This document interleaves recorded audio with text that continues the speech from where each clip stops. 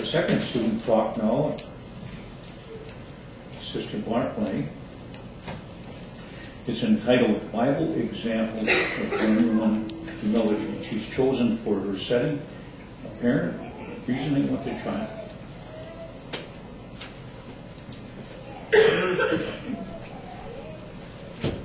So how was school today? I bet you're excited since it's the last day. I'm so excited. Anything interesting happened on the last day?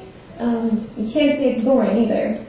Well, we had field day this morning, and that was kind of fun. Well, tell me about it. But the games were fun, but some of the kids were pushing in line and trying to get a better spot. So that wasn't very fun at all. I agree, that doesn't sound real fun. So were you doing that too? No, but some kids wanted me to cut in line, and I just said no. I suppose that was kind of tough, huh? Yeah, a little bit, and I didn't really know what to say when they kept asking me why I wouldn't do it. You know, that is a pretty common thing for kids to do. But what's interesting is that even some grown-ups act like that at times. Remember when Jesus was invited to a big meal at the home of an important religious leader? He watched the other guests come in and take the very best places. Well, then he told the guests a story, and we could read what he told them in the Bible. So why don't we get our Bibles, and we could read that together now. And that's found in Luke, chapter 14.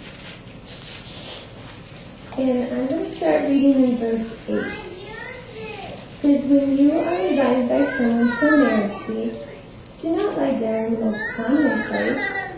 Perhaps someone more distinguished than you may at the time have been invited by him. And he that invited you and him will come and say to you, 'Let this man have the place.' And then you'll start off with shame to occupy the lowest place. But when you are invited, go and recline in the lowest place. And then the man that has invited you comes, he will say to you, 'Friend, go on up higher.' Then you will have honor in front of all your fellow guests." So when we're invited to a meal, we might want to take the very best place because someone more important may have been invited. And just think how you would feel if someone had to come to you and ask you to move to a different spot. I think it would be better to just sit in the lowest place to begin with, and someone may tell you to go and sit in a better place. That really does sound like the best idea. You know, it's just like if you were in line at school and some kids happened to get a better place ahead in the line. Well, if the teacher happened to notice this and then ask them to move to the end of the line in front of everyone, well, how would you feel if you were one of those kids? That would be embarrassing. It sure would. And you know, Jesus didn't just teach people to be humble. He actually did this himself and showed us how to be humble. So if you remember, shortly before Jesus died, he and his apostles had gathered to celebrate the Passover. The apostles were again arguing over who was the greatest among them. And you know, not one of them offered to wash the feet of the others. Do you remember what happened next? Jesus washed their feet. Yeah. Audrey, how do you think that you would feel if you were there and Jesus washed your feet? That I should be washing his feet instead of him washing mine. And you know, that's exactly how they felt too. We can learn something very important from this. So let's look in our Bibles again, and this time we're going to turn to John chapter 13.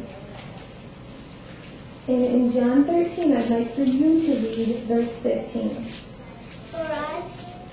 For I set the pattern for you that just as I did, you should do also.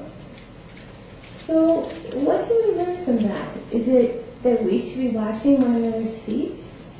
No, it's that we should be like Jesus and not think that we are better than others.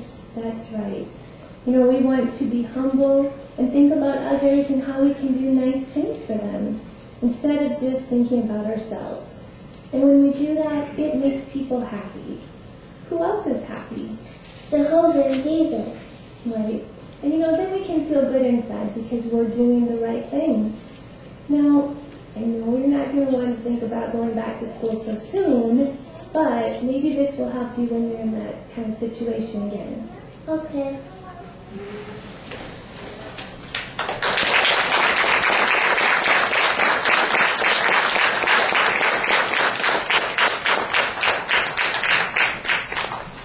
I want to thank Sister Larkley for that fine presentation of that information. Certainly, the Bible has many examples of genuine humility